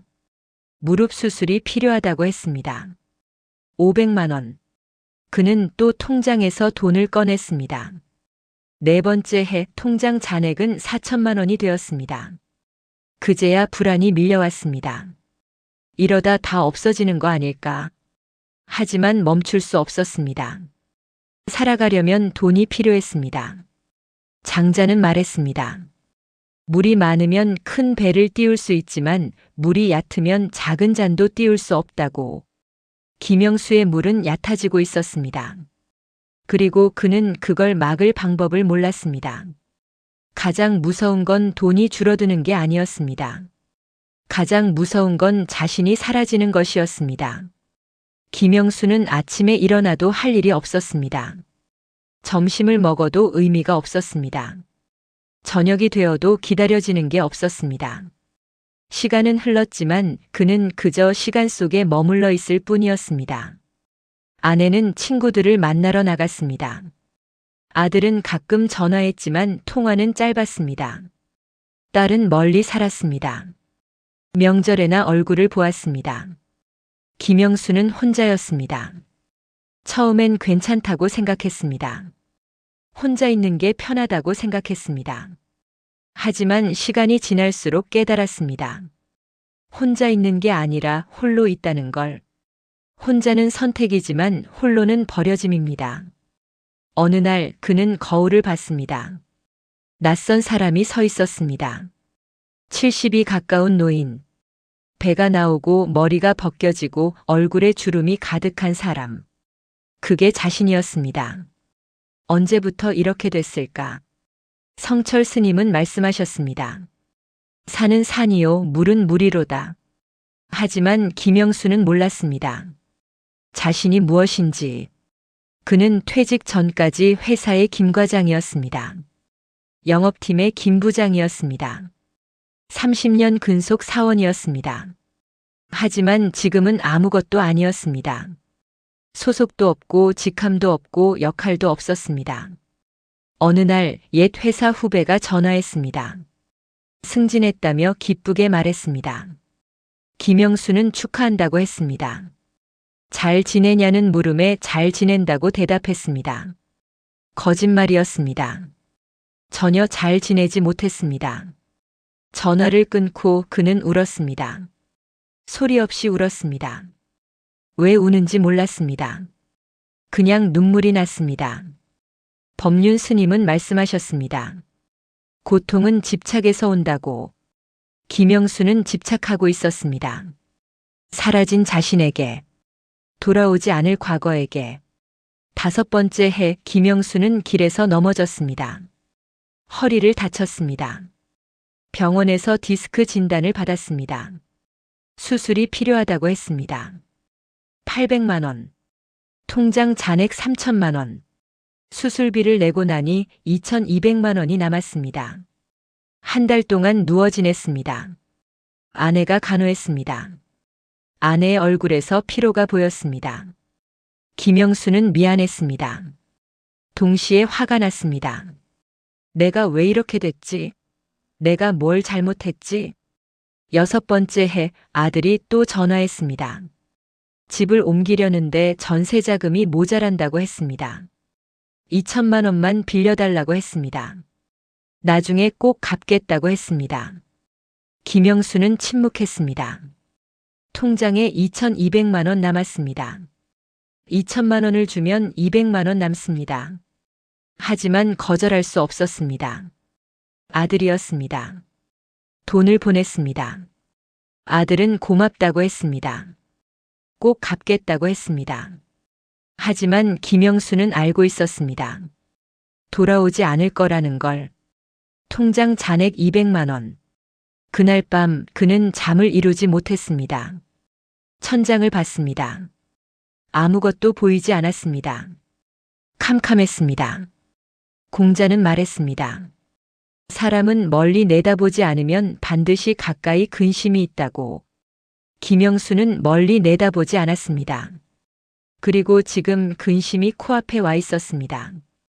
7번째 해 통장이 비었습니다. 월세를 내지 못했습니다. 집주인이 나가달라고 했습니다. 김영수는 아들에게 전화했습니다. 월세를 도와달라고 했습니다. 아들은 죄송하다고 했습니다. 자기도 지금 여유가 없다고 했습니다. 조금만 기다려달라고 했습니다. 전화가 끊겼습니다. 딸에게도 전화했습니다. 딸도 마찬가지였습니다. 애 키우느라 빠듯하다고 했습니다. 오빠한테 부탁해보라고 했습니다. 전화가 끊겼습니다. 김영수는 혼자였습니다. 완전히 혼자였습니다. 더 싼 집을 찾았습니다. 원룸 반지하. 월세 35만 원. 보증금 500만 원. 아내의 적금을 깼습니다. 아내는 울었습니다. 소리 없이 울었습니다. 반지하로 이사했습니다. 창문을 열면 사람들의 발이 보였습니다. 햇빛은 잘 들지 않았습니다. 곰팡이 냄새가 났습니다. 김영수는 앉아 있었습니다. 하루 종일 앉아 있었습니다. 아내가 물었습니다. 우리 이러다 어떻게 되는 거냐고. 그는 대답하지 못했습니다. 어느 날 아내가 집을 나갔습니다. 친정으로 갔습니다. 돌아오지 않았습니다. 김영수는 혼자 남았습니다. 장자는 말했습니다. 사람이 물에 비치면 고요한 물에 비춘다고. 하지만 김영수의 물은 고요하지 않았습니다. 흐렸습니다. 썩었습니다. 편의점에서 2,500원짜리 할인 도시락을 샀습니다. 방에 돌아와 뚜껑을 열었습니다. 차가운 밥, 식은 반찬, 숟가락을 들어 입에 넣었습니다. 씹었습니다. 삼켰습니다. 맛이 없었습니다. 아니, 맛을 느낄 수 없었습니다. 눈물이 났습니다. 나는 이렇게 되려고 30년을 일한 게 아니었는데. 국민연금 80만 원, 월세 35만 원, 관리비 5만 원, 통신비 3만 원, 식비 20만 원, 남는 돈 17만 원. 아파도 병원에 가지 못했습니다. 이가 아파도 참았습니다. 허리가 아파도 참았습니다. 김영수는 점점 작아졌습니다. 몸도 작아졌고 마음도 작아졌습니다. 어느 날 길에서 옛 동료를 마주쳤습니다. 상대방이 알아봤습니다. 김 부장님이라고 불렀습니다. 김영수는 고개를 숙였습니다. 못 본 척했습니다. 지나갔습니다. 돌아보지 않았습니다. 도망쳤습니다. 그는 부끄러웠습니다. 자신이 부끄러웠습니다. 법정 스님은 말씀하셨습니다. 가진 것을 내려놓아라. 그러면 자유로워진다고. 하지만 김영수는 내려놓은 게 아니었습니다. 빼앗긴 것이었습니다. 내려놓음과 빼앗김은 다릅니다. 어느 날 밤 김영수는 생각했습니다. 이렇게 사는 게 의미가 있을까? 창문을 봤습니다. 밖은 어두웠습니다. 비가 내렸습니다. 빗소리가 들렸습니다. 일어나 신발을 신었습니다. 밖으로 나갔습니다. 비를 맞으며 걸었습니다. 어디로 가는지 몰랐습니다. 그냥 걸었습니다. 한강이 보였습니다. 다리가 보였습니다. 다리 위에 섰습니다. 난간을 잡았습니다. 아래를 봤습니다. 검은 물이 흘렀습니다. 여기서 끝내면 편할까? 그때 누군가 말을 걸었습니다. 담배 불 좀 빌릴 수 있냐고. 50대쯤 되어 보이는 남자였습니다. 해진 점퍼를 입고 있었습니다. 김영수는 안 피운다고 했습니다. 남자는 실례했다며 웃었습니다. 그리고 옆에 섰습니다. 함께 아래를 봤습니다. 야경이 좋다고 말했습니다. 침묵이 흘렀습니다. 남자가 말했습니다. 힘드시죠? 김영수는 놀랐습니다. 어떻게 알았을까? 남자는 말했습니다. 보면 안다고. 자기도 그래 봤다고. 5년 전에 여기 섰었다고. 그때는 정말 끝인 줄 알았다고. 그런데 왜 살았냐고 물었습니다. 남자는 말했습니다. 그냥 살았다고. 뛰어내릴 용기도 없었다고. 그런데 신기한 게 살다 보니까 또 이유가 생기더라고. 작은 이유들이. 아침 해보고 싶다든지, 라면 먹고 싶다든지, 별거 아닌 것들. 남자는 명함을 꺼냈습니다. 복지관 명함이었습니다. 자원봉사 하는 곳이라고 했습니다. 심심하면 한번 오라고 했습니다. 같이 밥 먹자고 했습니다. 명함을 건넸습니다. 김영수는 받았습니다. 남자는 떠났습니다. 김영수는 혼자 남았습니다. 손에 명함이 있었습니다. 그는 집으로 돌아갔습니다. 3일 후 김영수는 복지관을 찾았습니다. 낡은 건물이었습니다. 1층에 식당이 있었습니다. 노인들이 밥을 먹고 있었습니다. 그 남자가 배식을 하고 있었습니다. 김영수를 보고 반겼습니다. 앉으라고 했습니다. 밥을 받았습니다. 무료 급식이었습니다. 김영수는 처음엔 부끄러웠습니다. 하지만 배가 고팠습니다. 숟가락을 들었습니다. 입에 넣었습니다. 따뜻했습니다. 밥이 따뜻했습니다. 국이 따뜻했습니다. 오랜만에 따뜻한 밥이었습니다. 천천히 먹었습니다. 한 숟가락 한 숟가락 천천히 먹었습니다. 밥을 다 먹고 남자가 다가왔습니다. 맛있었냐고 물었습니다. 김영수는 고맙다고 했습니다. 남자는 또 오라고 했습니다. 김영수는 다시 왔습니다. 다음 날도 왔습니다. 그 다음 날도 왔습니다. 어느 날 남자가 물었습니다. 배식 좀 도와줄 수 있냐고. 사람이 모자란다고. 김영수는 망설였습니다. 그러다 고개를 끄덕였습니다. 그날부터 배식을 도왔습니다. 국을 떴습니다. 밥을 담았습니다. 노인들에게 건넸습니다. 처음엔 어색했습니다. 하지만 점점 익숙해졌습니다. 어느 날 한 할머니가 말했습니다. 아이고, 총각 참 친절하다고. 총각. 70이 가까운 자신을 총각이라고 불렀습니다. 김영수는 웃었습니다. 오랜만에 웃었습니다. 법륜 스님은 말씀하셨습니다. 행복은 조건이 아니라 선택이다고. 김영수는 몰랐습니다. 행복이 이렇게 작은 것인지. 몇 달이 지났습니다. 김영수는 복지관의 단골이 되었습니다. 매일 와서 배식을 도왔습니다. 사람들과 이야기를 나눴습니다. 처음엔 듣기만 했습니다. 다른 사람들의 이야기를 들었습니다. 모두 저마다의 사연이 있었습니다. 모두 아팠습니다. 어느 날 한 남자가 물었습니다. 김 선생님은 어떻게 여기까지 왔냐고. 김영수는 망설였습니다. 말해야 할까? 말하면 부끄러울까? 하지만 입이 열렸습니다. 퇴직금을 다 날렸다고 했습니다. 준비 없이 퇴직했다가 무너졌다고 했습니다.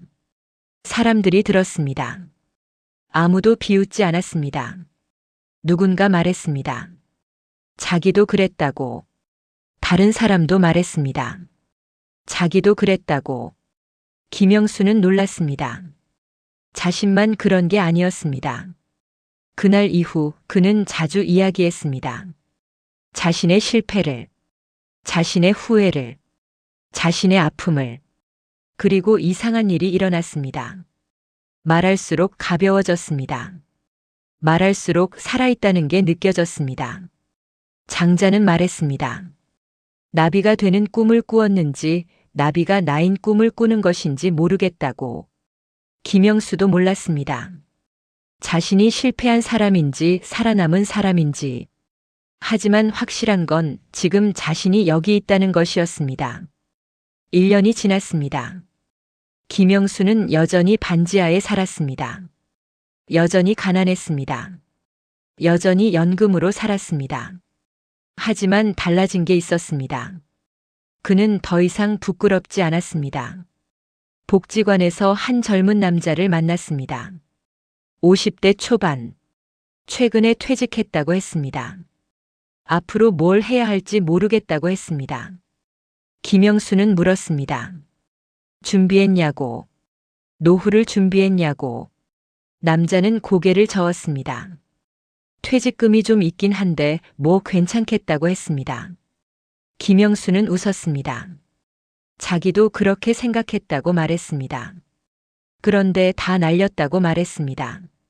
남자의 얼굴이 창백해졌습니다. 그럼 나도 그렇게 될 수 있냐고 물었습니다. 김영수는 말했습니다. 될 수 있다고. 준비하지 않으면. 지금 시작해야 한다고. 지금 당장. 나중은 없다고. 나중은 오지 않는다고. 남자는 메모했습니다. 김영수의 말을 메모했습니다. 그날 저녁 김영수는 생각했습니다. 내 실패가 누군가에겐 경고가 되는구나. 그리고 처음으로 느꼈습니다. 자신의 인생이 쓸모없지 않다는 걸. 어느 날 문자가 왔습니다. 아내였습니다. 밥은 먹고 다니냐고 물었습니다. 1년 만에 연락이었습니다. 김영수는 답장했습니다. 먹고 다닌다고. 몸도 괜찮다고. 아내가 말했습니다. 다음 주에 가겠다고. 다음 주 아내가 왔습니다. 문을 열었을 때 서로 말이 없었습니다. 그냥 서 있었습니다. 아내가 먼저 말했습니다. 밥 먹었냐고. 아직이라고 했습니다. 아내는 부엌으로 갔습니다. 냉장고를 열었습니다. 거의 비어 있었습니다. 장을 봐야겠다고 말했습니다. 장을 보고 돌아와 요리를 했습니다. 김영수는 앉아서 지켜봤습니다. 아내의 뒷모습을 봤습니다. 오랜만에 보는 모습이었습니다. 밥이 됐습니다. 상이 차려졌습니다. 김영수는 숟가락을 들었습니다. 입에 넣었습니다. 따뜻했습니다. 맛있었습니다.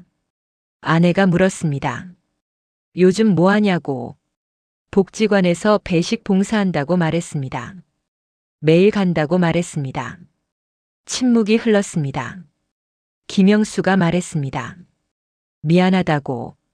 이렇게 만들어서. 아내는 한참 침묵하다가 말했습니다. 나도 미안하다고. 혼자 도망쳤다고. 김영수는 고개를 저었습니다. 당연한 거였다고. 아내도 견딜 수 없었을 거라고. 아내가 물었습니다. 같이 살까요? 김영수는 고개를 끄덕였습니다. 그날부터 아내가 돌아왔습니다. 법정 스님은 말씀하셨습니다. 소유하지 않을 때 비로소 얻는다고. 김영수는 이제 알았습니다. 아내를 붙잡으려 했을 때는 떠났지만 내려놓았을 때 돌아왔다는 것을. 며칠 후 아들이 찾아왔습니다. 초인종이 울렸습니다. 문을 열었습니다. 아들이 서 있었습니다.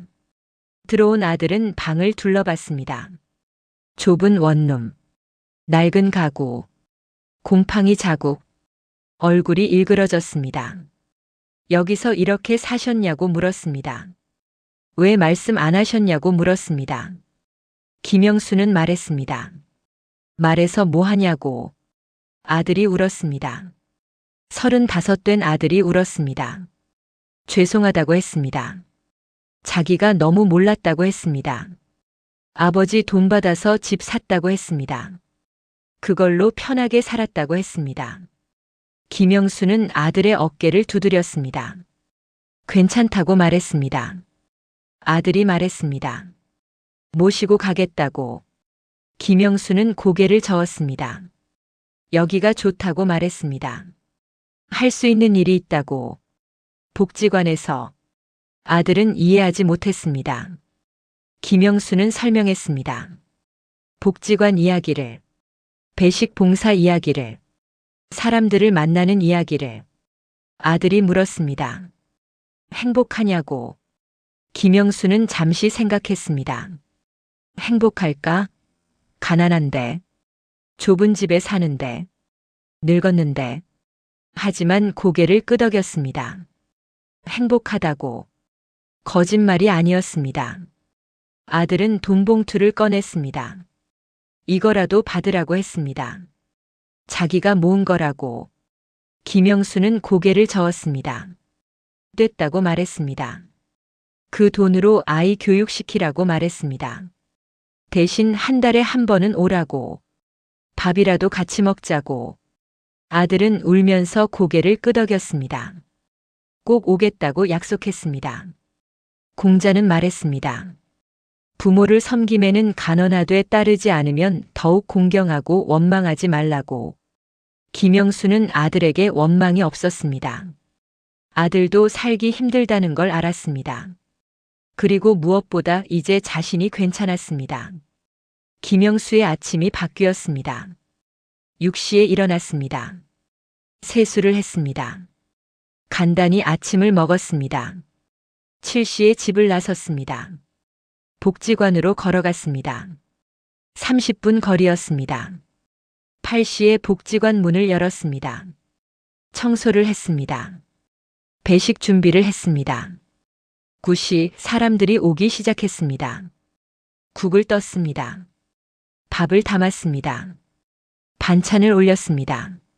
맛있게 드시라고 말했습니다. 점심시간이 지났습니다. 설거지를 했습니다. 다시 청소했습니다. 오후에는 사람들과 이야기를 나눴습니다. 바둑을 뒀습니다. 차를 마셨습니다.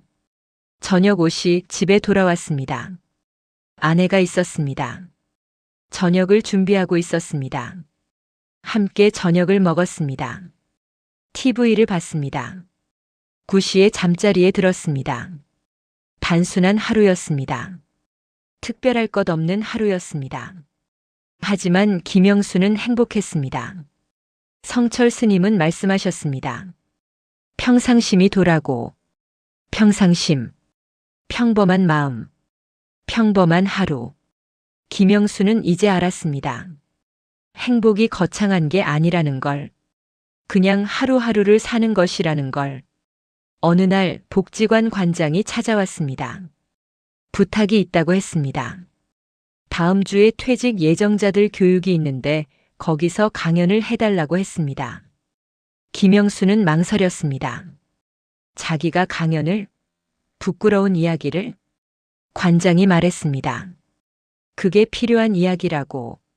성공담은 많지만 실패담은 없다고. 특히 진짜 실패담은. 김영수는 고민했습니다. 그리고 고개를 끄덕였습니다.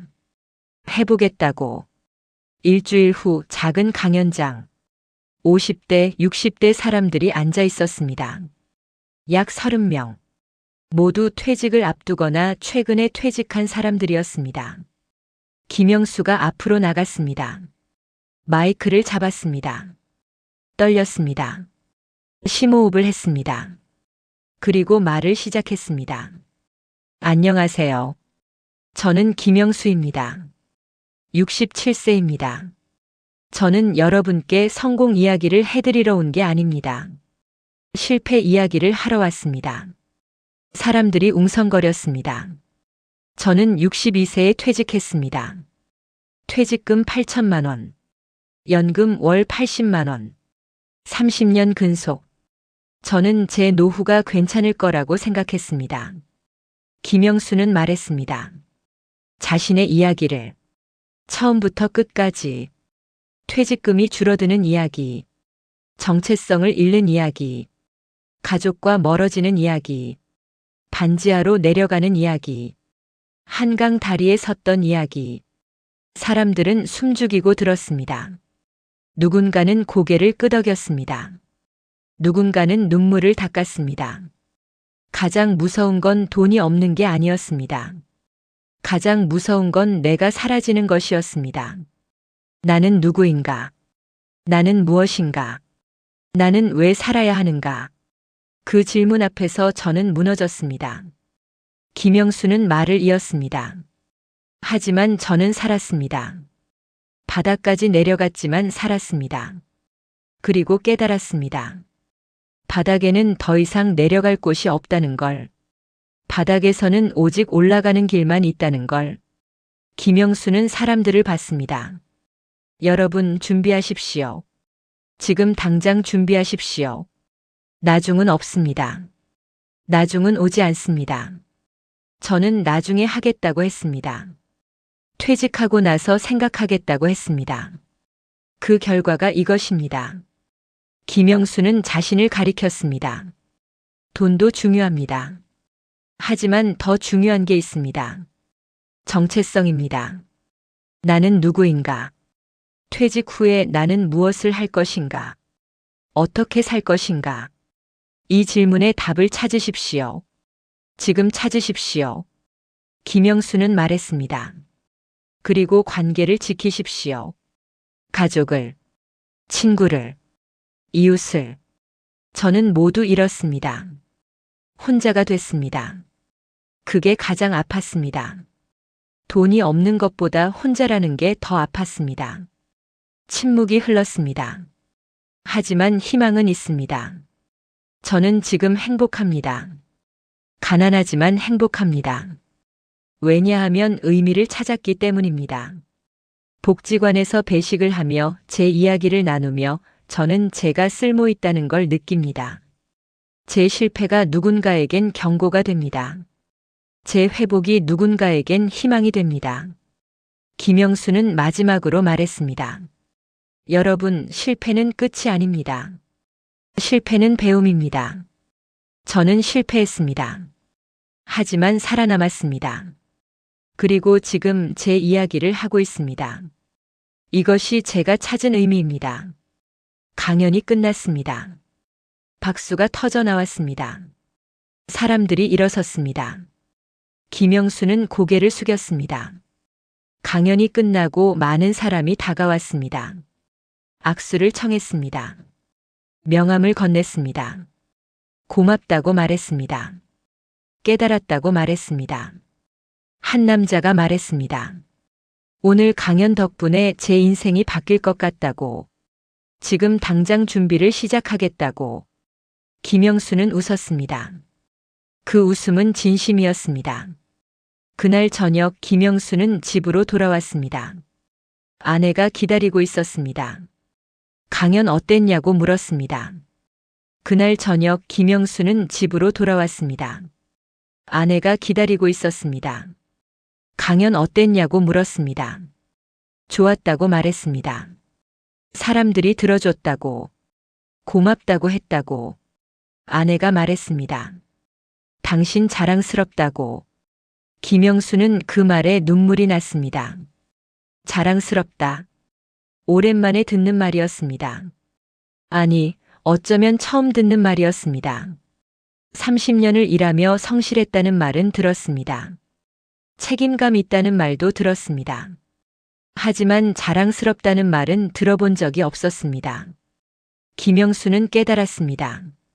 자신이 찾고 있던 게 이것이었다는 걸. 인정, 존중, 존엄. 돈이 아니었습니다. 직함이 아니었습니다. 성공이 아니었습니다. 그저 한 사람으로서의 존엄이었습니다. 법륜 스님은 말씀하셨습니다. 괴로움의 원인은 밖이 아니라 안에 있다고. 김영수는 이제 알았습니다. 자신의 괴로움은 가난 때문이 아니었다는 걸. 존엄을 잃었기 때문이었다는 걸. 그리고 존엄은 돈으로 살 수 없다는 걸. 존엄은 스스로 찾는 것이라는 걸. 몇 달이 지났습니다. 김영수는 여러 곳에서 강연 요청을 받았습니다. 복지관, 노인대학, 지역센터. 그는 거절하지 않았습니다. 갈 수 있는 곳은 모두 갔습니다. 매번 같은 이야기를 했습니다. 자신의 실패를, 자신의 추락을, 자신의 회복을, 그리고 매번 같은 반응을 받았습니다. 고맙다고, 깨달았다고, 준비하겠다고. 어느 날 한 젊은 사람이 찾아왔습니다. 40대 초반. 아직 퇴직까지 20년 남았다고 했습니다. 하지만 강연을 듣고 지금부터 준비하기로 했다고 했습니다. 김영수는 물었습니다. 무엇을 준비할 거냐고. 젊은이는 말했습니다. 돈도 모으겠지만 더 중요한 걸 준비하겠다고. 취미를, 관계를, 정체성을. 퇴직 후에도 나는 나일 수 있도록. 김영수는 고개를 끄덕였습니다. 맞다고 말했습니다. 그게 진짜 준비라고 말했습니다. 젊은이가 물었습니다. 후회하냐고. 30년을 일한 게 후회되냐고. 김영수는 잠시 생각했습니다. 그리고 고개를 저었습니다. 후회하지 않습니다. 그 30년이 있었기에 지금의 제가 있습니다. 실패가 있었기에 깨달음이 있었습니다. 추락이 있었기에 회복이 있었습니다. 김영수는 말을 이었습니다. 제 인생은 실패한 인생이 아닙니다. 배운 인생입니다.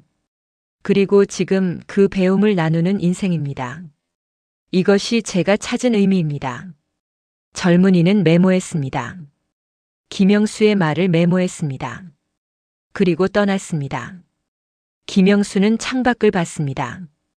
해가 지고 있었습니다. 석양이 아름다웠습니다. 장자는 말했습니다. 쓸모없는 나무가 오래 산다고. 김영수는 이제 알았습니다.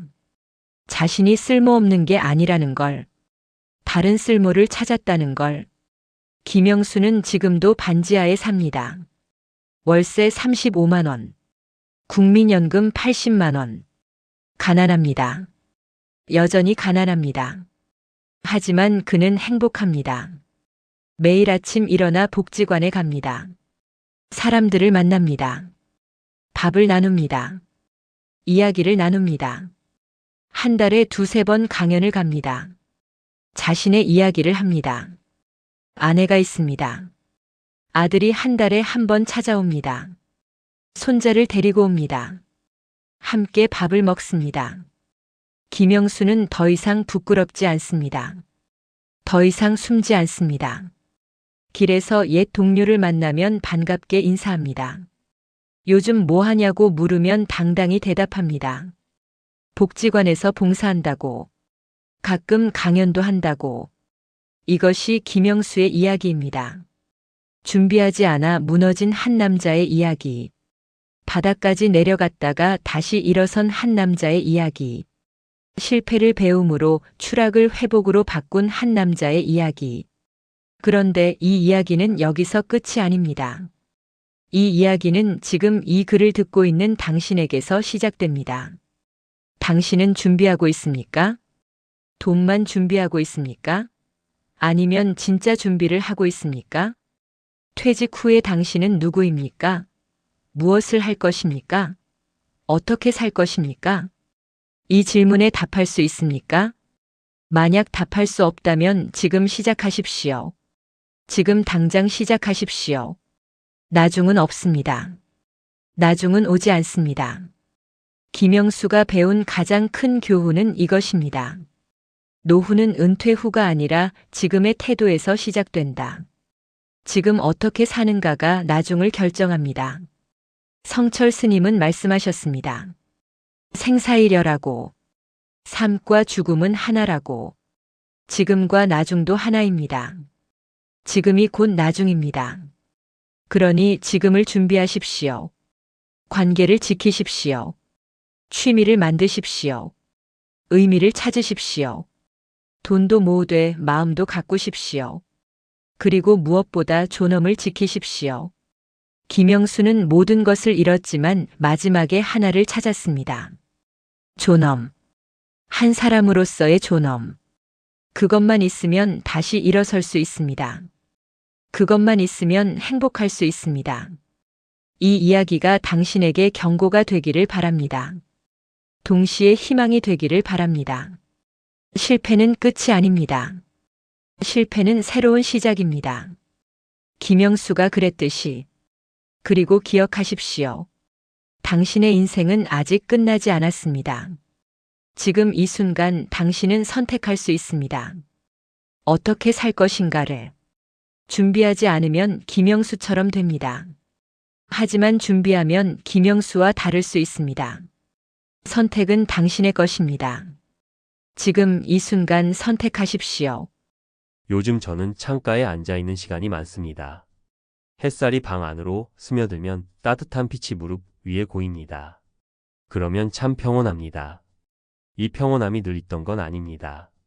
오래전엔 마음이 늘 바빴고 자식들에 대한 걱정으로 밤잠을 설친 날이 수없이 많았습니다.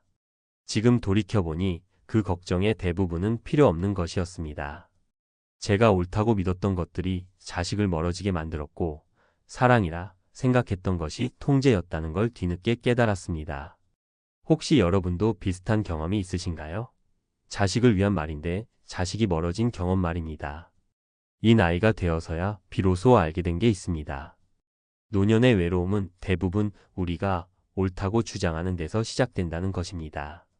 내가 맞아라고 말하는 순간 자식은 한 발짝 물러섭니다. 두 번, 세 번 그런 일이 반복되면 어느새 자식과 저 사이에는 건널 수 없는 강이 생깁니다. 오늘은 제 이야기를 하려 합니다. 실패의 기록이자 뒤늦은 깨달음의 기록입니다. 훈계가 아닙니다. 그저 같은 실수를 했던 한 사람의 고백입니다. 첫 번째 실수는 아들의 직장 선택 때였습니다. 아들이 28이 되던 해였습니다. 대학을 졸업하고 작은 출판사에 취직하겠다고 했습니다. 저는 반대했습니다. 대기업에 가야 안정적이라고 제가 평생 불안정한 삶을 살아봐서 아니까 그런다고 설득했습니다.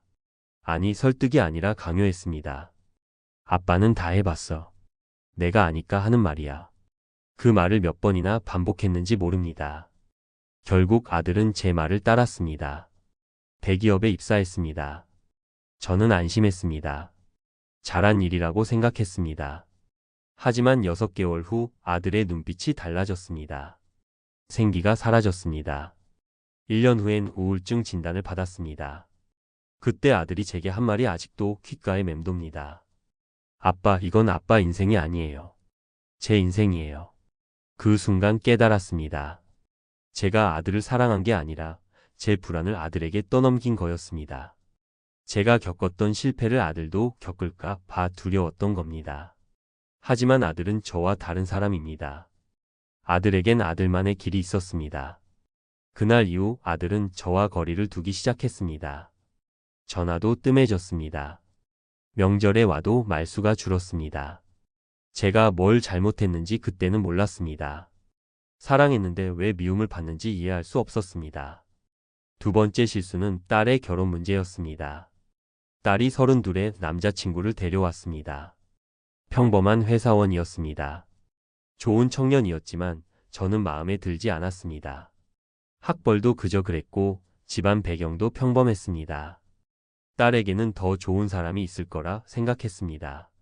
조금만 더 기다려봐. 내 조건이면 더 좋은 사람 만날 수 있어. 딸은 울면서 말했습니다. 아빠는 내가 행복한지는 안 궁금하세요? 그 말에 저는 화를 냈습니다. 내가 너 걱정돼서 하는 말인데 왜 그렇게 나와? 결국 딸은 그 남자와 헤어졌습니다. 그리고 3년 동안 저를 찾아오지 않았습니다. 3년 후 다시 만났을 때 딸의 눈빛은 차가웠습니다. 예전처럼 아빠라고 부르긴 했지만 그 목소리에 온기는 없었습니다. 저는 그때도 몰랐습니다. 제가 딸에게서 무엇을 빼앗았는지를. 지금은 압니다. 사랑이라는 이름으로 자식의 선택을 짓밟았다는 것을. 자식은 제 소유가 아닌데 마치 제 것인 양 행동했다는 것을. 그 깨달음이 올 때까지 저는 너무 많은 시간을 허비했습니다. 70대 중반이 되어서야 저는 첫 번째 깨달음을 얻었습니다. 아는 척의 위험입니다. 평생 공부하고 가르친 사람으로서 저는 늘 뭔가를 알고 있다고 생각했습니다. 그게 제 정체성이었습니다. 철학자이자 교수였으니까요. 하지만 그 지식이 자식 앞에서는 독이 되었습니다. 자식이 고민을 말하면 저는 답을 주려 했습니다. 그건 이렇게 하는 거야. 저번에도 말했지만 내가 내 나이 때는 이런 말들로 가득했습니다. 그때마다 자식의 얼굴이 굳어지는 걸 봤지만 왜 그런지 몰랐습니다. 뒤늦게 깨달았습니다. 자식은 제 지식이 필요한 게 아니었습니다. 제 존중이 필요했던 겁니다.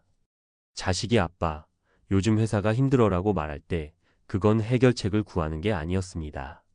그냥 들어달라는 신호였습니다. 내가 힘들구나라고 말해주길 바랐던 겁니다. 하지만 저는 늘 조언을 했습니다. 그럼 이직을 알아봐. 상사한테 이렇게 말해봐. 내가 아는 사람 소개시켜줄까? 또 친절한 말이었지만 자식 입장에선 부담이었습니다.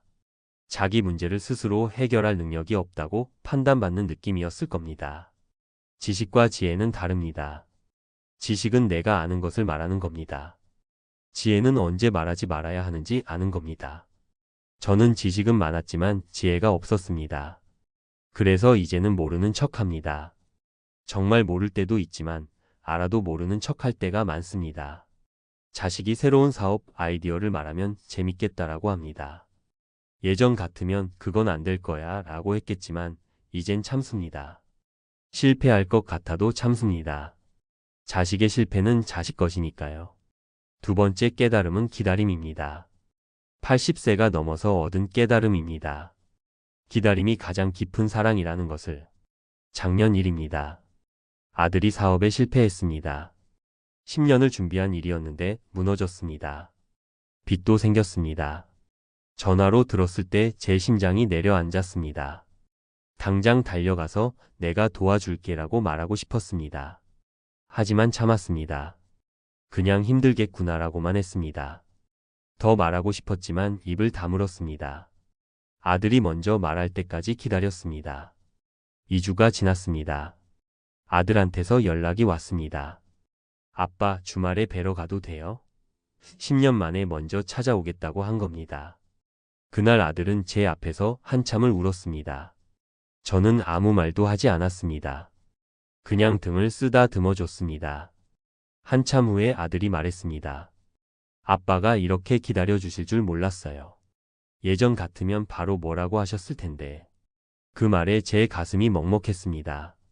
제가 얼마나 조급한 아버지였는지 새삼 깨달았습니다. 기다림은 무관심이 아닙니다.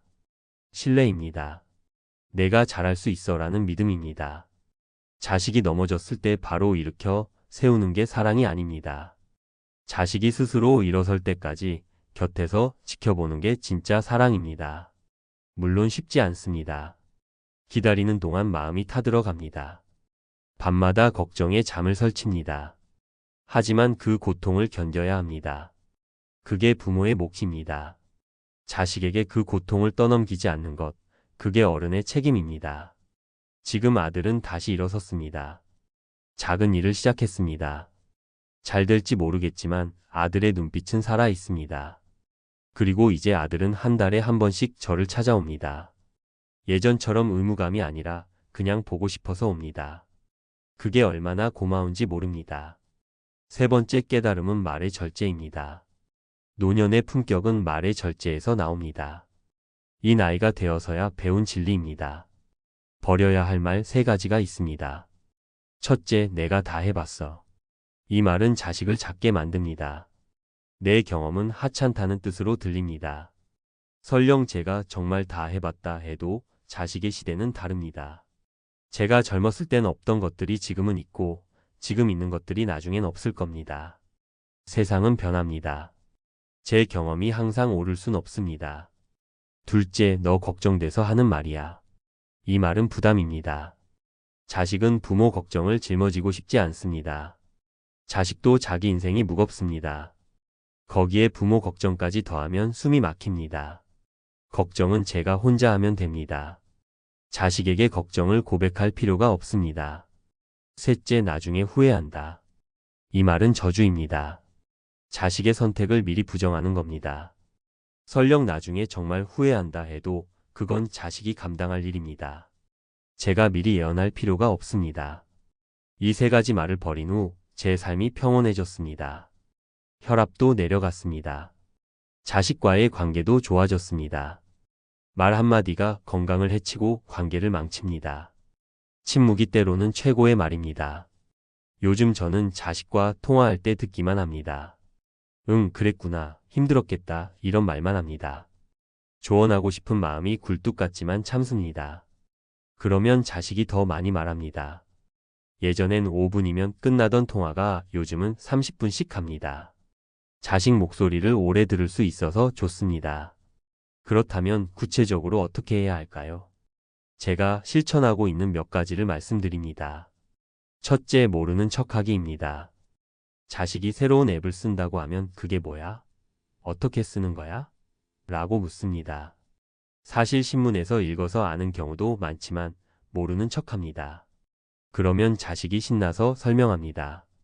자식은 부모를 가르칠 때 기분이 좋아집니다. 역할이 바뀌는 걸 즐깁니다. 둘째, 먼저 묻지 않기입니다. 요즘 회사는 어때? 연애는 하니? 건강검진은 받았어? 이런 질문을 참습니다. 자식이 말하고 싶으면 스스로 말합니다. 제가 물으면 자식은 대답해야 하는 의무감을 느낍니다. 의무로 하는 대화는 피곤합니다. 셋째, 해결책 대신 공감입니다. 자식이 상사가 너무 힘들어라고 하면 예전엔 그럼 인사팀에 말해봐라고 했습니다. 이제는 많이 힘들겠구나라고 합니다. 그게 전부입니다. 더 말하지 않습니다. 그러면 자식이 마음을 풉니다. 넷째, 자식의 선택을 인정하는 연습입니다. 자식이 문신을 했다고 합니다. 제 세대에는 상상도 못할 일입니다. 하지만 내가 좋으면 됐지라고 말합니다. 속으로는 아쉽지만 티 내지 않습니다. 자식의 몸은 자식 것입니다. 제가 판단할 영역이 아닙니다. 다섯째, 대접받으려는 기대를 내려놓습니다. 내가 너를 키웠는데라는 생각을 버립니다. 자식은 제 은혜를 갚을 의무가 없습니다. 키운 건 제 선택이었습니다. 자식이 태어나 달라고 한 게 아닙니다. 저 스스로 부모가 되길 택했습니다. 그러니 대가를 바라지 않습니다. 여섯째, 혼자서도 행복해지는 연습입니다. 요즘 저는 수채화를 배웁니다. 매주 화요일마다 문화센터에 갑니다.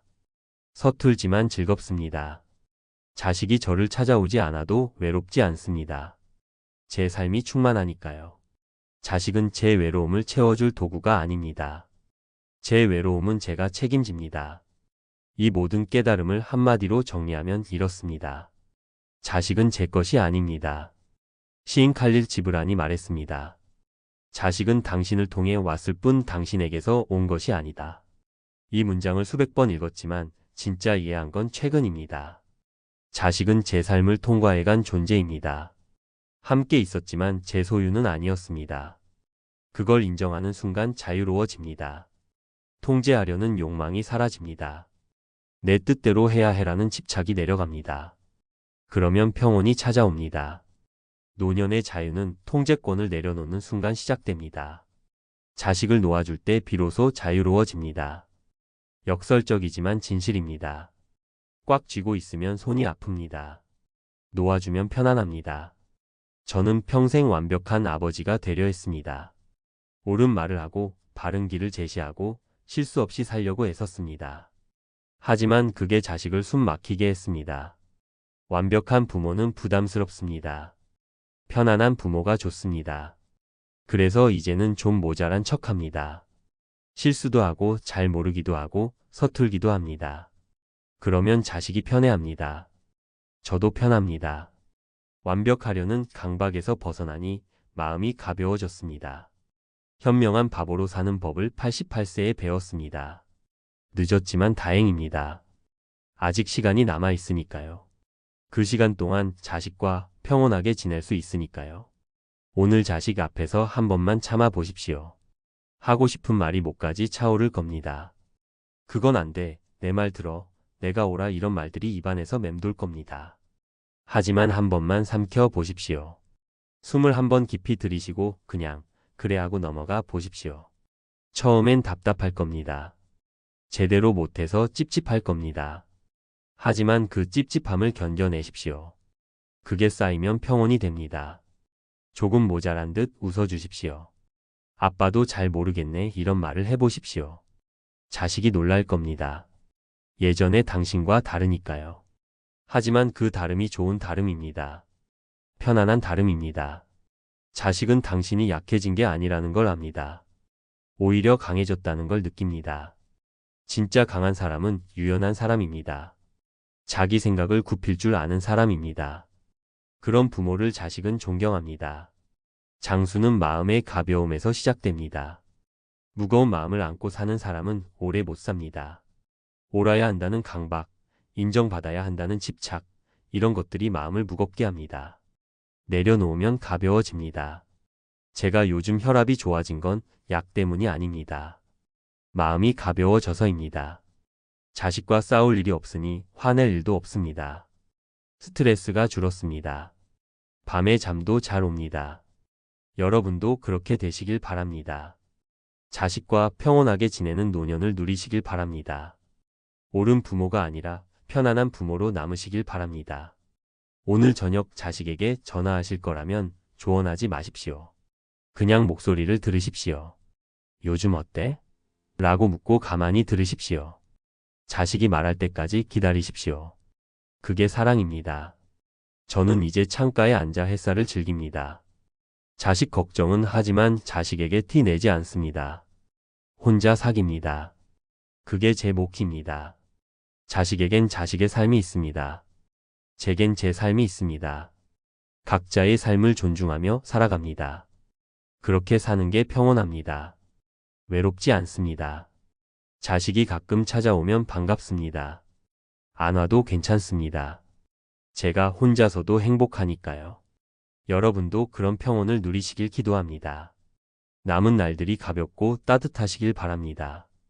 자식과의 관계가 의무가 아니라 기쁨이 되시길 바랍니다.